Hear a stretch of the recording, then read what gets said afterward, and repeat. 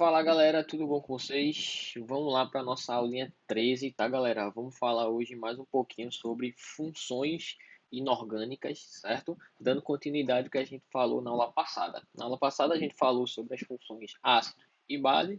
Hoje a gente vai concluir falando sobre os sais e os óxidos, tá bom? Só lembrando o que é que a gente vai falar dessas funções mesmo. A gente vai falar a definição, vai falar a nomenclatura delas, vai falar alguma característica importante, tá certo? E por último, a gente vai falar de alguns exemplos de substâncias que são extremamente importantes, que vale muito a pena você saber, beleza? Então vamos lá comigo.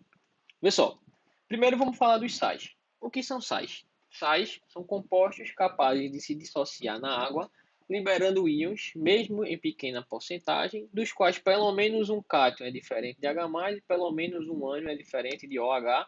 Em outras palavras, você pega uma substância, bota na água, se liberar pelo menos um íon positivo diferente de H+, e um íon negativo diferente de OH-, você tem um sal. Por exemplo, o NaCl, ele libera Na+ e Cl-. Perceba que nenhum deles é H+, nem OH-, então eu posso classificar como sal. Olha o CaCO3, o carbonato de cálcio, ele libera como íons Ca2+ e CO3 2-, tá certo? Então, pelo menos um cátion e um ânion são diferentes do H+ e do OH-, então eles são sais. A gente pode falar de sais também, tá, galera? Uma outra definiçãozinha seria as substâncias formadas pela reação de neutralização de um ácido por uma base, tá certo? Então, essa reaçãozinha aí, ácido mais base dando sal e água, a gente chama de reação de neutralização. E na química inorgânica é a reação mais famosa de todas, disparado, tá, galera? Você pode ouvir falar também essa reação como reação de salificação, tá certo? Eu não gosto muito não, eu acho um pouco estranho, mas também você pode encontrar em algum livro, em algumas provas, tá certo? Que seria a reação de formação de sais, mas geralmente aparece mais o termo neutralização. Beleza, galera? Como é que a gente dá nome para os sais, galera? O nome para os sais ele é um pouquinho mais diferente dos outros, mas não é nada do outro mundo, tá? A gente utiliza o nome do ânion que tem no sal, mais o nome do metal, tá certo? Do cátion que deu origem a esse sal. O ânion, galera, ele vem direto do ácido. Então, o nome do ânion que compõe o sal, ele tem ligação direta com o nome do ácido.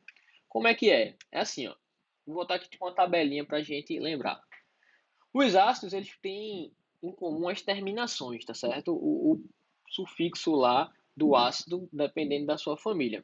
Por exemplo, quando o ácido ele terminar com ico, por exemplo, sulfúrico, carbônico, nítrico, o ânion que vai dar origem, que vai ser originado pelo ácido, termina em ato. Então, o ácido sulfúrico forma o sulfato, o ácido carbônico forma o carbonato, o ácido nítrico forma o nitrato, o ácido fosfórico forma o fosfato, certo? Quando o ácido terminar em oso, ácido sulfuroso, ácido nitroso, ácido ah, fosforoso, ácido cloroso, o seu ânion correspondente termina em ito. Então, se eu tenho ácido sulfuroso, eu tenho sulfito. Se eu tenho ácido nitroso, eu tenho nitrito. Se eu tenho ácido fosforoso, eu tenho fosfito. Se eu tenho ácido cloroso, eu tenho clorito, tá certo? E aí, se o ácido por fim terminar em hídrico, que são os hidrácidos, ácido clorídrico, fluorídrico, bromídrico, cianídrico, o seu ânion correspondente vai terminar em eto. Então, o ácido fluorídrico forma o fluoreto, o ácido clorídrico forma o cloreto, o ácido bromídrico forma o brometo, tá bom?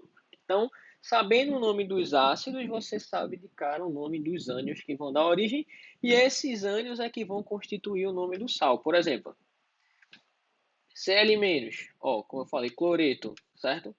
SO4 2-, ele vem do ácido sulfúrico, então é o sulfato.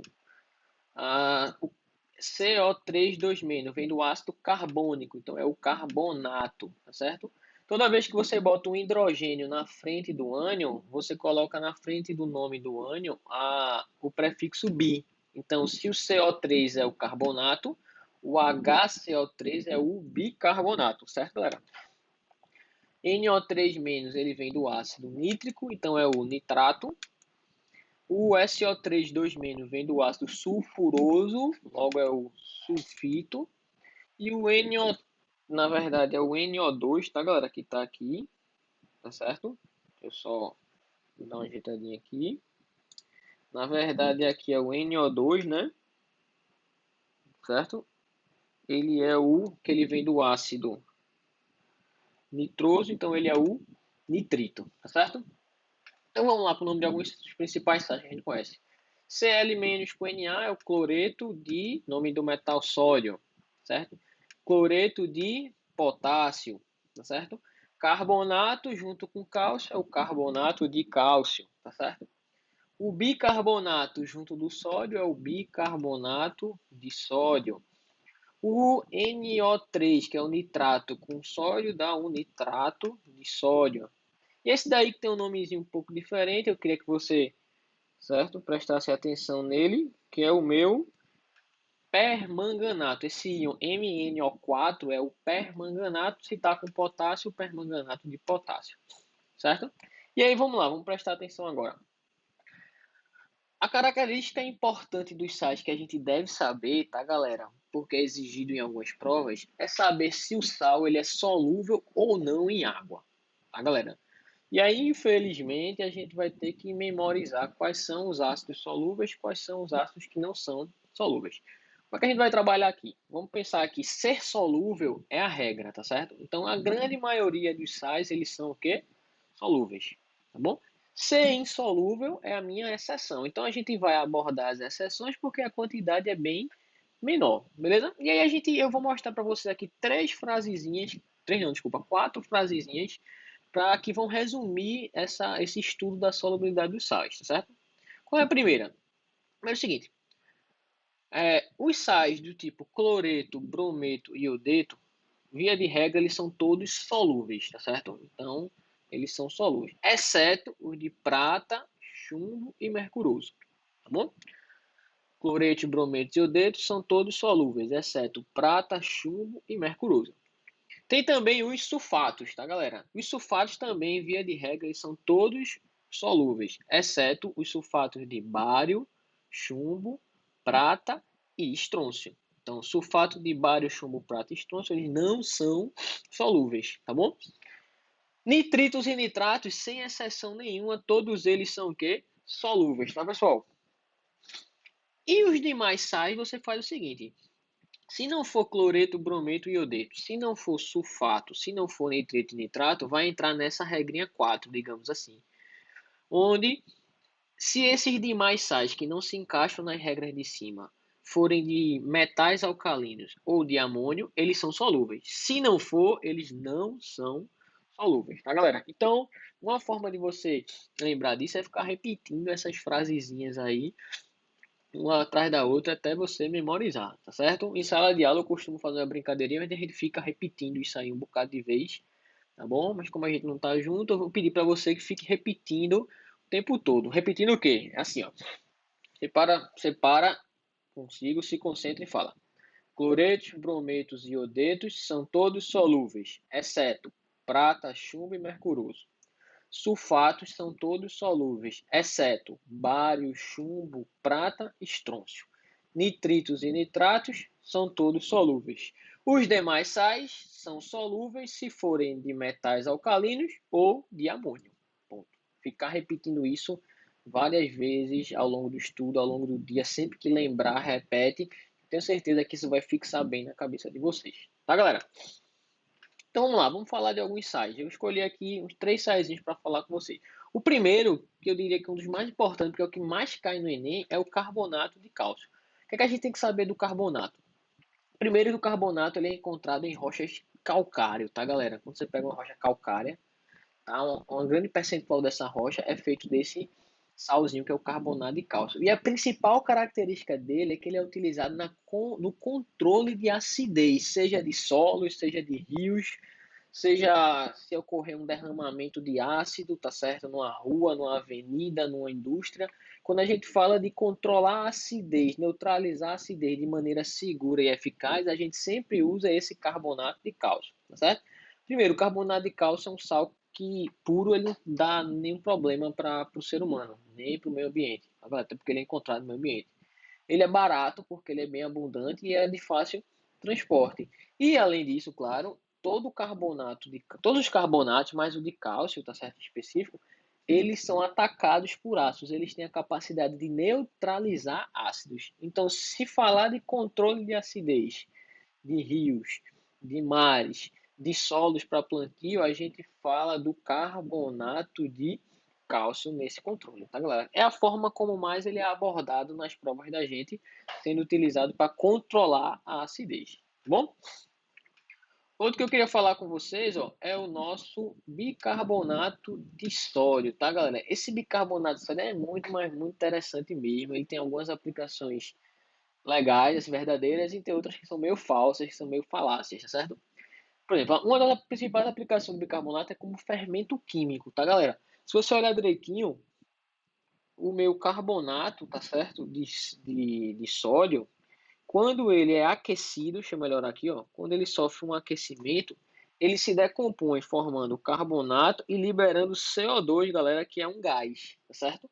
Então, o bicarbonato ele é acrescentado em massas, por exemplo, massa de bolo principalmente, para fazer o quê? Para fazer com que o bolo cresça e fique com aquela texturazinha meio fofa. Tá, galera? Qual é a sacada? Você prepara a massa do bolo, tá certo? Lá, chocolate, não sei bem. Coloca o fermento químico dentro. Quando você leva aquela massa ao bolo que tem o fermento, o que é que acontece? O bicarbonato que está lá dentro, ele começa a se decompor. Quando ele se decompõe, ele libera CO2. O CO2 ele vai ficando preso naquela massa pastosa do bolo e o bolo vai fazendo o quê? Inflando. À medida que o bolo vai inflando, a massa vai assando e vai ganhando aquela rigidez. É por isso que quando você corta um bolo, você consegue ver algumas bolinhas, certo? Alguns buraquinhos dentro da massa, que foi exatamente o CO2 que saiu, que se decompôs do bicarbonato. Então, o bicarbonato de sódio, devido a essa ação de liberar CO2, ele é utilizado como fermento químico. O bicarbonato também tem a capacidade, assim como o carbonato, de neutralizar ácidos, tá, galera? Logo, ele pode ser utilizado como antiácido. Esses medicamentos, tipo sal de fruta, heno, um dos componentes é exatamente o bicarbonato. E o bicarbonato, querendo ou não, ele tem uma açãozinha antisséptica, porque ele deixa o meio ali um pouquinho básico, tá certo? Conseguindo matar alguns micro-organismos, tá bom? Mas aí o principal, os dois principais, eu diria assim, aplicações do bicarbonato seria esse, fermento químico e antiácido, certo? Eu sei que você ouviu falar que o bicarbonato ele pode ser utilizado para fazer branqueamento de dente, clareamento de dente, pode ser utilizado para quê? Para limpar metais, tá, galera? Pode ser utilizado para aftas na boca, você tira a afta, enfim, é utilizado em roupas para fazer um branqueamento da roupa. Galera, essas outras funções, elas acontecem, mas elas não são muito seguras não, tá? Cuidado com isso. Por quê? No caso do clareamento do dente, porque tem gente que pega a escova, a mela do bicarbonato, escova o dente e depois o dente fica branco. Isso é verdade, mas é porque o bicarbonato ele tem uma propriedade abrasiva, sabe? De riscar estruturas. É como se tu estivesse pegando uma lixa e passando no teu dente. Se tu tem uma superfície lá do mineral do dente meio amarelada e tu lixa ela, vai ficar aparecendo a parte mais branca interna. E de fato vai parecer que tá branco. Só que na verdade tá tirando essa estrutura óssea do teu dente, esse mineral do dente, e não é interessante, tá, galera? A mesma coisa vai servir lá para limpeza de metais. Às vezes, tu tem um anel de prata e de ouro, quando tu mela um paninho com bicarbonato e fica esfregando aquele metal, né, aquele anel de ouro de prata fica limpo. De fato, ele fica limpo. Mas é a mesma coisa de tu pegar o teu anelzinho de ouro e ficar passando onde? Numa lixa, certo? Tu começa a arrancar aquela camada escura de metal, só que tu tá arrancando o próprio metal, galera. Então, à medida que tu vai fazendo isso, a massa do metal ela vai o quê? Diminuindo e vai ficando cada vez mais frágil, tá, pessoal? Então tome cuidado com essas outras aplicações aí do bicarbonato. Acontece, mas não são seguras, tá? Essas daí que estão no quadro, sim, seguras e são feitas assim em larga escala, tá bom? E outro que eu queria falar com vocês é o permanganato de potássio. O permanganato de potássio, galera, ele é uma substância que apresenta um poder oxidante muito forte, tá, pessoal? O poder oxidante é o poder de oxidar as estruturas e por isso ele é utilizado como bactericida, tá? Para matar micro-organismos, certo? A solução de permanganato é uma soluçãozinha roxa, tá? O sólido também é um sólidozinho meio roxo. Mas a característica dele é que a solução fica meio com essa coloração meio roxa. Talvez se você já teve catapora, você já deve ter tomado banho, né, com uma soluçãozinha, tomado banho entre aspas, né? Você pega um algodãozinho, sua mãe deve ter feito isso, melava numa solução roxa e passava nas feridas. Para quê? Para aliviar um pouco a coceira. Por quê? Porque essa solução que você passava era exatamente de quê? Permanganato de potássio, tá bom? E aí o permanganato, como tem um agente, poderoso ação oxidante, uma poderosa ação oxidante, quando você passava essa solução bem diluída nas feridas, ela matava os micro-organismos e aliviava um pouco a coceira, tá, galera? Então esse poder oxidante do permanganato, ele é bem, certo, utilizado, tá certo, no dia a dia da gente, ou seja, como medicamento, seja na indústria química mesmo, para produzir outras substâncias. Tá, galera? Então seriam 3 saizinhos aí que eu pediria para vocês darem uma atenção especial que podem vir a ser cobrados para vocês, tá bom? Então vamos seguindo. Agora vamos falar dos óxidos, tá? Os óxidos são mais simples. O que são óxidos? Óxidos são compostos binários formados por dois elementos químicos, onde o mais eletronegativo é o oxigênio. Em outras palavras, é oxigênio e outro elemento da tabela formam óxido, com exceção do flúor. Porque no caso do flúor, o flúor é mais eletronegativo, então não cairia nessa definição de óxidos, tá bom? Mas em geral é oxigênio com outra substância, não tem muito o que falar. A nomenclatura dos óxidos é muito mais simples que o dos sais, dos ácidos, tá, galera? Você sempre coloca a palavra óxido na frente de o nome do elemento químico, tá certo? Podendo, necessitando ou não de um prefixo de quantidade. Por exemplo, eu já vou falar o nome e as classificações. Existem os óxidos que são ácidos, que geralmente são óxidos de ametais. Por exemplo, CO2 é o dióxido de carbono, dois oxigênios com carbono. O SO2 é o dióxido de enxofre, tá certo? Ah, o SO3 é o trióxido de enxofre, tá bom? O NO2 é o dióxido de nitrogênio. O N2O5 é o pentóxido 5 de nitrogênio. P2O5 é o pentóxido de de fósforo, tá bom? E tem alguns metais que formam óxidos ácidos, como é o caso do crômio e do manganês, tá, galera? Quando o NOx do metal ele é muito alto, mano. Nesse caso, mais 6 aí, seria um óxido ácido, que seria o trióxido de crômio, tá? Então, não tem muito mistério quanto à nomenclatura. Quando eu pego o óxido de metais, tá certo? Geralmente metais alcalinos terrosos, eu tenho óxido de caráter básico. Então eu tenho o óxido de sódio, tenho o óxido de potássio, tenho o óxido de magnésio, tenho o óxido de cálcio, tá, galera? Existem 3 óxidos que a gente classifica eles como neutro. Eu queria que você prestasse atenção, que só são 3, então você tem que lembrar mesmo. O que são óxidos neutros?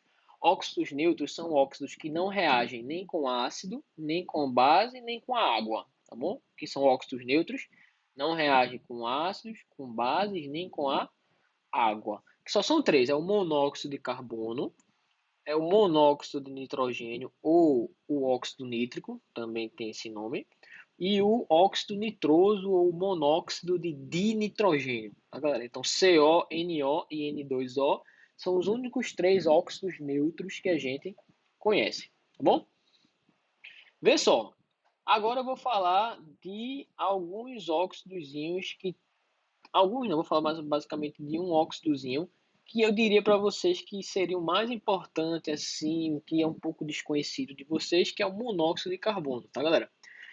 Ó, o monóxido de carbono ele é formado a partir da combustão incompleta de combustíveis fósseis, geralmente gasolina, de diesel, tá, galera? A gente sabe que a combustão completa ela forma única e exclusivamente CO2 e água. Mas quando a combustão ela é incompleta, tá certo? Quando não tem uma quantidade grande de oxigênio, pode ser que apareça carbono e o CO. Então, naturalmente, quando um carro, uma motocicleta, um caminhão está funcionando, ele está liberando monóxido de carbono na atmosfera. E qual é o grande perigo do monóxido de carbono? É que ele é um gás extremamente asfixiante, tá, galera?